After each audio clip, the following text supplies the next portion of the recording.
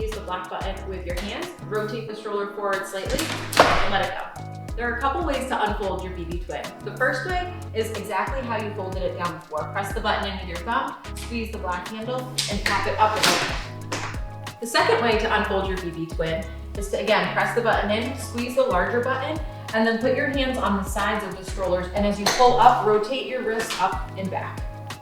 The last way to unfold your Bēbee Twin is to pick it up and shake it out, really getting all of your aggression out. There you go. How to keep your peekaboo window from closing when it's windy out. Open it up and then pull it really taut is option 1. Or you can fold it in half and roll it in on itself. To adjust the recline of your Bēbee Twin, you're gonna grab the strap on the back of the seat and pull it straight up.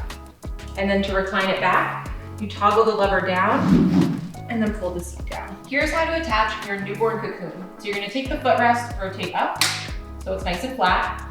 Take the bumper bar, swivel it off to the side is the easiest way to attach everything. You're gonna recline the seat all the way back flat. And then take the newborn cocoon out of the footrest. You'll notice on each side there are 3 buttons, and there are 3 buttons on the insides of the seat.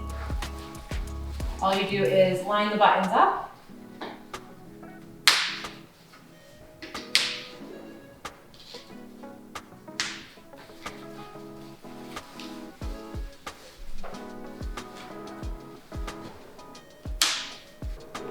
and you can put the bumper part back if you would like.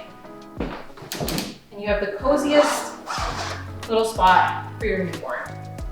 And if you're wondering, does it fold with the newborn cocoon attached? It does.